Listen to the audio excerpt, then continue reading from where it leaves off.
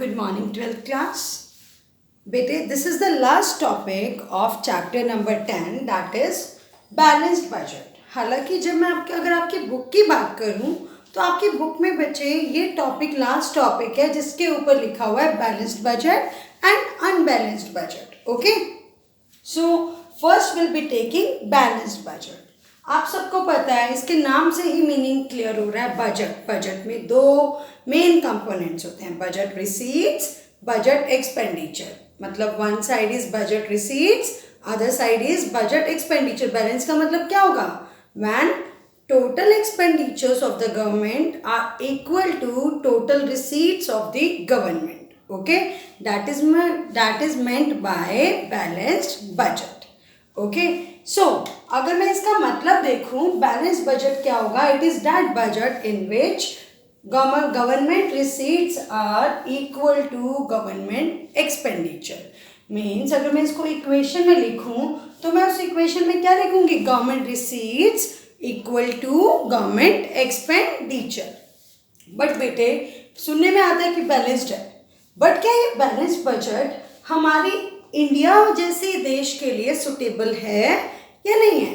हालांकि बहुत सारी मेरिट्स भी हैं, बहुत सारी डीमेरिट्स भी हैं, लेकिन अगर मैं क्वेश्चन पूछूं, क्या बैलेंस्ड बजट इंडिया जैसी अंडर डेवलपिंग कंट्रीज के लिए, इंडिया जैसी डेवलपिंग कंट्रीज के लिए सुटेबल है या नहीं है, या लेस डेवलप्ड कंट्रीज के लिए सुटेबल है या नहीं है?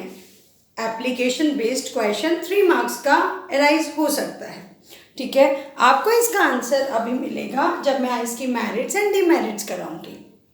सो इसकी मेरिट्स क्या है बच्चे? आप खुद देखिए, गवर्नमेंट की जितनी रिसीट्स है उतना ही एक्सपेंडिचर है. इट मीन्स गवर्नमेंट आलतू फालतू कोई भी खर्चा नहीं कर रही है. इट मीन्स इकोनॉमी में क्या है बच्चे? स्टेबिलिटी. अब ये स्टेबिलिटी है तो क्या है? Fiscal discipline. अब बच्चे बात आती है, फिस्कल डिसिप्लिन क्या होता है? फिस्कल डिसिप्लिन का मतलब क्या होता है? वो स्टेट, वो सिचुएशन जब गवर्नमेंट की, फिस्कल का मतलब होता है द वर्ड, अगर मैं इस फिस्कल का मतलब देखूं तो फिस्कल वर्ड का मतलब होता है it is the relation with government revenue and government expenditures. It means जो फिस्कल डिसिप्लिन है, गवर्नमेंट की रिसीट्स एंड गवर्नमेंट के एक्सपेंडिचर में क्या है? डिसिप्लिन, बैलेंस है. तो जो बैलेंस बजट है वो इकोनॉमी में क्या लेकर आता है? Fiscal discipline. फिस्कल डिसिप्लिन होगा तो इकोनॉमी में क्या आएगी? स्टेबिलिटी. ठीक है, सो ये क्या हो गए इसके मेरिट्स. किसके merits? Of balanced budget. First क्या लिखा बेटे? The government does not indulge in the wasteful expenditure. बेफालतू का, जैसे क्योंकि अच्छा साइन शो कर रहा है, लेकिन ज़रूरी नहीं हर कंट्रीज के लिए. क्लियर हुआ? यहाँ पर एक अच्छे तरीके से देखा जा रहा है, लेकिन इसका नेगेटिव व्यू पॉइंट भी है जिसको हम कहाँ स्टडी करेंगे? इसकी डीमेरिट्स में. ठीक है, अब दूसरा, it insures financial stability. Financial stability क्यों है? गवर्नमेंट का expenditure is equal to government receipts, तो स्टेबिलिटी है, बैलेंस्ड है. अब इस बैलेंस्ड को क्या बोलते हैं? जब गवर्नमेंट की रिसीट्स एंड गवर्नमेंट के एक्सपेंडिचर बिल्कुल इक्वल होते हैं तो उस सिचुएशन को बोलते हैं फिस्कल डिसिप्लिन. ओके, लेकिन अगर बच्चे क्या होता है, अगर फिस्कल डिसिप्लिन नहीं होगा तो मैं व्यू करूंगी इस फिस्कल इनडिसिप्लिन को इंडिया के पॉइंट ऑफ व्यू से, और इंडिया में हमेशा फिस्कल डेफिसिट रहा है. ठीक है, आज तक का अगर मैं रिकॉर्ड देखूं तो जनरली इंडिया क्या फेस करता है? Fiscal deficit. हालांकि कम होता जा रहा है.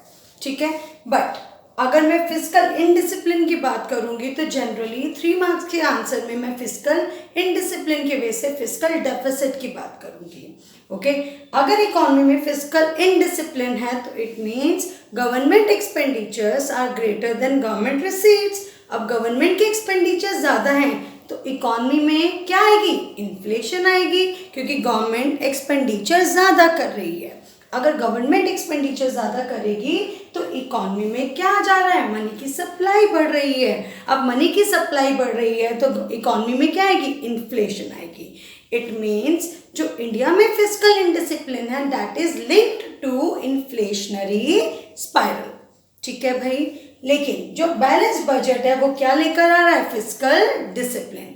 1 मार्क में 3 मार्क्स में क्वेश्चन आ सकता है। ओके, अब आते हैं बेटे, what are the demerits of balanced budget. आप खुद बताइए बच्चे, अगर मैं ग्रेट डिप्रेशन पीरियड की बात करूं 1929 टू 1930 की बात करूं, जहाँ पे most of the European countries में क्या आया था, ग्रेट डिप्रेशन आया था। और वो ग्रेट डिप्रेशन का मेन रीज़न क्या था, लैक ऑफ एग्रीगेट डिमांड। अब लैक ऑफ एग्रीगेट डिमांड थी, जिससे क्या हुई, अनएम्प्लॉयमेंट आई, ठीक है, इन्वेस्टमेंट बहुत कम हुई, जिससे ओवर अनएम्प्लॉयमेंट आई और जीडीपी ग्रोथ हर्ट हुई, जिससे बहुत ज़्यादा जीडीपी ग्रोथ गिरी थी। ठीक है, अब अगर मैं बात करूं, क्या आपके देश, इंडिया जैसे देश के लिए बैलेंस बजट क्या सुटेबल है या नहीं, तो बिग नो आंसर आएगा। क्यों आएगा बच्चे, इंडिया जैसी कंट्री में बहुत बड़ी मात्रा में अनएम्प्लॉयमेंट है, दूसरा पॉवर्टी है। सो गवर्नमेंट को डेवलपमेंट एक्सपेंडिचर से ज़्यादा क्या करना पड़ता है, social welfare expenditure. Take the example PDS, जैसे public distribution system, okay, unemployment allowance, ये भी गवर्नमेंट करती है। ठीक है, अब इंडिया जैसी कंट्री में अगर गवर्नमेंट बैलेंस बजट पे चली गई, इट मीन्स गवर्नमेंट उतना ही खर्चा कर रही है जितनी गवर्नमेंट को रिसीट्स मिल रही हैं। लेकिन आप सबको पता है इंडिया जैसी कंट्रीज़ के लिए वो गवर्नमेंट का खर्चा पर्याप्त नहीं है, तभी हम लोग क्या फेस करते हैं, फिस्कल डेफिसिट। सो इंडिया जैसी कंट्री के लिए बैलेंस बजट सुटेबल नहीं है, because of huge poverty and unemployment exist in the country.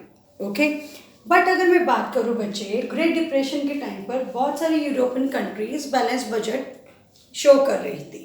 और बैलेंस बजट का मतलब क्या था कि बहुत सारी यूरोपियन कंट्रीज उतना ही गवर्नमेंट एक्सपेंडिचर कर रही थी अपनी कंट्रीज में जितना उनकी रिसीट्स थी।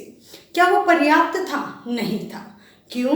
क्योंकि वहाँ पर बहुत ज़्यादा अनएम्प्लॉयमेंट थी, वहाँ पर सोशल वेलफेयर की बहुत ज़्यादा ज़रूरत थी। ठीक है, और जो वो अनएम्प्लॉयमेंट थी वो particularly just because of lack of aggregate demand. अब लैक ऑफ एग्रीगेट डिमांड, इसका मतलब इकॉनमी में लोगों के पास पर्याप्त मात्रा में पैसे की कमी है। पर पैसे की कमी है, इट मीन्स गवर्नमेंट को इनिशिएशन लेना पड़ता है इस सिचुएशन में। कैसे? गवर्नमेंट को एक पुश स्टार्ट देना पड़ता है, push start by making a huge investment in the economy, ताकि इकॉनमी की डेवलपमेंट हो सके। लेकिन अब आप खुद ही देखिए, एक पुश स्टार्ट चाहिए, और पुश स्टार्ट कौन करेगा? गवर्नमेंट करेगी with the development investment expenditure. लेकिन क्या बैलेंस बजट के थ्रू हो पाएगा? नहीं ना। So these are the demerits of balanced budget. Clear everyone? So अब हम डीमेरिट्स इसमें रीड करते हैं। डीमेरिट्स क्या होंगी बैलेंस्ड बजट की? Number 1, balance budget does not offer any solution to the problem of unemployment. और अनएम्प्लॉयमेंट पर्टिकुलरली किस रीजन से? Particularly due to lack of aggregate demand. Okay, अब एग्रीगेट डिमांड कम है, इट मीन्स इकॉनमी में investment की कमी है, मतलब इनकम की कमी है, ग्रोथ की कमी है। अगर उस ग्रोथ की कमी को पूरा करना है तो गवर्नमेंट को इनिशिएशन करना पड़ेगा with the lot of capital to be invested in the economy. But अगर गवर्नमेंट बैलेंस बजट पे रही तो गवर्नमेंट ये नहीं कर पाएगी। It means balance budget unemployment को कोई भी सॉल्यूशन नहीं दे पाएगा। ओके, अब आते हैं बच्चे, second main problem with balance budget is it is not conducive, मतलब it is not suitable to the growth in less developed nation. Why? Less developed nation में बेटे हम लोगों को, गवर्नमेंट को बहुत ज़्यादा खर्चा करना पड़ता है for the development of the nation, for the social welfare as well. अगर गवर्नमेंट वो नहीं करेगी तो इकॉनमी में इन्वेस्टमेंट की कमी रह जाएगी। अगर इन्वेस्टमेंट कम हो गई तो जीडीपी ग्रोथ बिल्कुल हर्ट हो जाएगी। अब इस जीडीपी ग्रोथ को हर्ट होगी तो इकॉनमी में बिल्कुल भी ग्रोथ जो रेट है वो नहीं हो पाएगी जो एक्सपेक्ट करी जाती है। सो इंडिया जैसी लेस डेवलप्ड नेशन में ये balance budget is not suitable at all, क्योंकि गवर्नमेंट को अपनी रिसीट से ज़्यादा खर्चा करना ही पड़ता है ताकि देश को अपलिफ्ट करा जा सके। ओके क्लास, क्यों? क्योंकि इकॉनमी में लैक ऑफ कैपिटल है, इकॉनमी में प्राइवेट सेक्टर को इंड्यूस करने के लिए भी गवर्नमेंट को बहुत ज़्यादा इन्वेस्टमेंट करनी पड़ती है, गवर्नमेंट को सोशल वेलफेयर एक्सपेंडिचर्स भी बहुत ज़्यादा करना पड़ता है, just because of poverty, unemployment जैसे इकोनॉमिक चैलेंजेस को फेस करने के लिए। Okay class? यस क्लास, अब आता है अनबैलेंस्ड बजट। अब बताओ अनबैलेंस्ड का मतलब? सी, बैलेंस्ड का मतलब था government receipts and government expenditure are in the state of balance. Balance का मतलब इक्वल। अनबैलेंस्ड का मतलब क्या होगा? या तो ये या ये। Got it? अनबैलेंस्ड का मतलब क्या है? Government expenditure are not equal to government receipts. या तो एक्सपेंडिचर्स रिसीट से ज़्यादा होंगे या रिसीट्स एक्सपेंडिचर से ज़्यादा होगी। सो यहाँ पर दो सिचुएशन आ सकती है। ठीक है? सो अनबैलेंस्ड बजट क्या है बेटे? It is that budget in which receipts and expenditures of the government are not equal।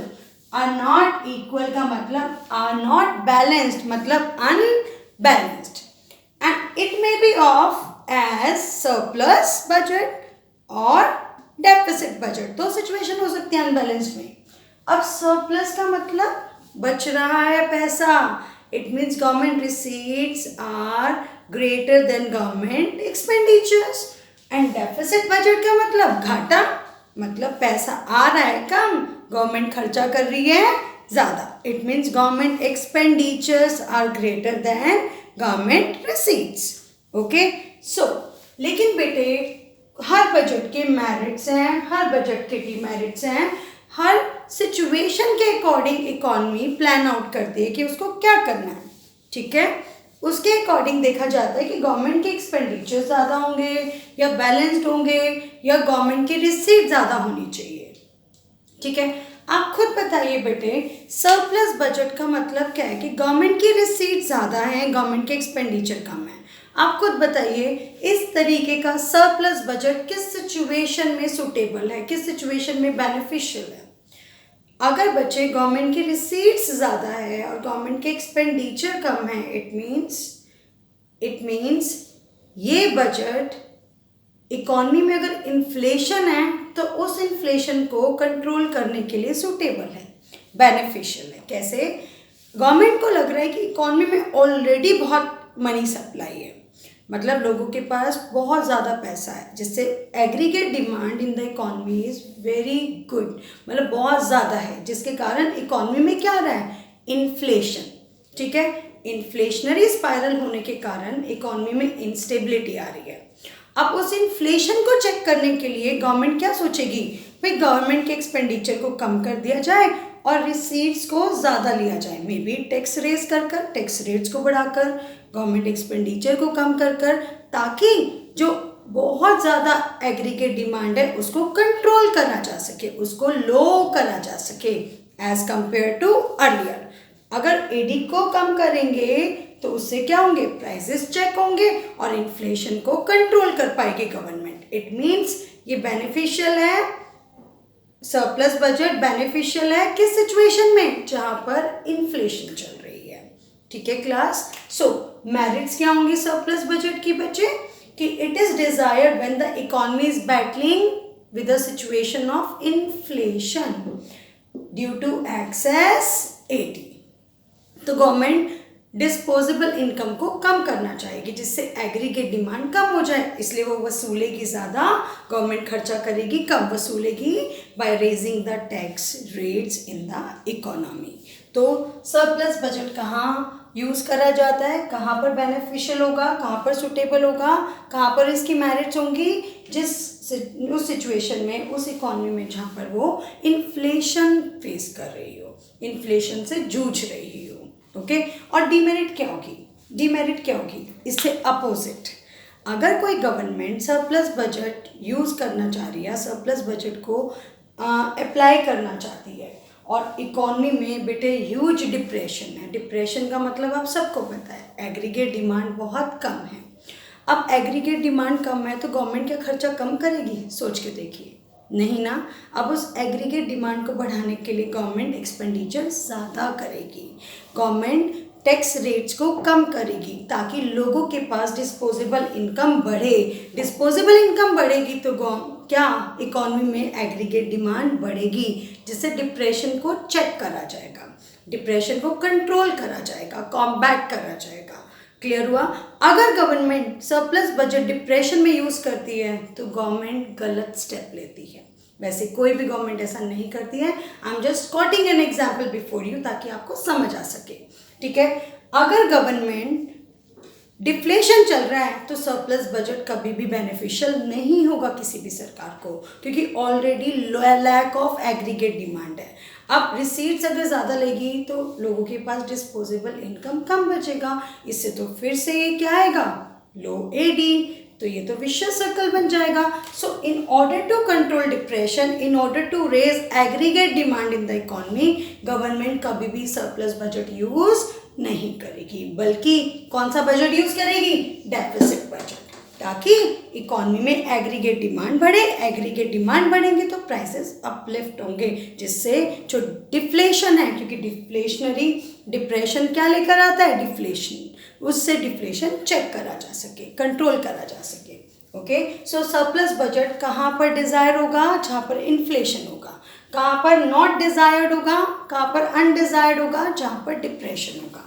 ठीक है, इसका अपोजिट कहाँ जाएगा, डेफिसिट बजट में। क्यों, क्योंकि सरप्लस का अपोजिट क्या है बेटे, डेफिसिट। अब डेफिसिट बजट का मतलब सबको पता है, डेफिसिट का मतलब है बेटे गवर्नमेंट के एक्सपेंडिचर ज़्यादा, गवर्नमेंट के रिसीट्स कम हैं, इसका मतलब कमी है गवर्नमेंट के पास। ऐसा कब करा जाता है, ऐसा उस सिचुएशन में करा जाता है जब इकॉनमी में क्या चल रहा हो, डिप्रेशन। डिप्रेशन किसके कारण, एग्रीगेट डिमांड के लैक होने के कारण, due to lack of aggregate demand. अब केन्स एंड अदर इकोनॉमिस्ट ने डेफिसिट बजट को बहुत ही महत्वपूर्ण बताया है for the less developed economies, क्योंकि वहाँ पर सरप्लस नहीं, वहाँ पर मेनली गवर्नमेंट को बहुत खर्चा करना पड़ता है, क्योंकि हमें लेस डेवलप्ड इकोनॉमी है, पॉवर्टी, अनएम्प्लॉयमेंट फेस कर रही है, तो गवर्नमेंट को एक्सपेंडिचर अपनी रिसीट से ज़्यादा करने ही पड़ती हैं ताकि जीडीपी ग्रोथ को अपलिफ्ट या रेज करा जा सके। ठीक है, सो मेरिट्स क्या होंगी बेटे डेफिसिट बजट की। डेफिसिट बजट का मतलब है कि गवर्नमेंट के रिसीट्स कम है, गवर्नमेंट के एक्सपेंडिचर ज़्यादा हैं। ये उस सिचुएशन में हेल्पफुल होगा, उस सिचुएशन में बेनिफिशियल होगा जहाँ पर इकोनॉमी में क्या चल रही हो, डिफ्लेशन। अब डिफ्लेशन है मतलब डिप्रेशन है, लैक ऑफ एग्रीगेट डिमांड है। अब इस एग्रीगेट डिमांड को अपलिफ्ट करने के लिए, रेस करने के लिए गवर्नमेंट क्या करेगी, गवर्नमेंट अपने एक्सपेंडिचर को बढ़ाएगी। गवर्नमेंट के एक्सपेंडिचर बढ़ेंगे, income level in the economy बढ़ेगा, इनकम बढ़ेगी तो एग्रीगेट डिमांड बढ़ेगी, एग्रीगेट डिमांड बढ़ेगी तो बेटे हमारा डिप्रेशन क्या हो जाएगा, कंट्रोल होता जाएगा। ठीक है, अब आता है डीमेरिट्स। अगर इकोनॉमी में इन्फ्लेशन है तो इट इज़ नॉट सुटेबल। अगर इन्फ्लेशन चल रहा है तो गवर्नमेंट अपना खर्चा और बढ़ाएगी, तो इससे और ज़्यादा एग्रीगेट डिमांड बढ़ेगी, और ज़्यादा इन्फ्लेशन आएगी, तो गवर्नमेंट कभी भी इन्फ्लेशन के टाइम पर डेफिसिट बजट यूज़ नहीं करती। ठीक है, सो बेटे ये है मेरिट, जो सरप्लस बजट की मेरिट है that will become demerit of deficit budget, और जो सरप्लस बजट की डीमेरिट्स है that will become merits of deficit budget. Okay class, हाँ जी, ये था चैप्टर नंबर 10 बेटे। कोई भी डाउट्स हैं that will be taken in zoom class. Okay, just revise the videos, go through all the videos of chapter 10. Okay class, have a good day students.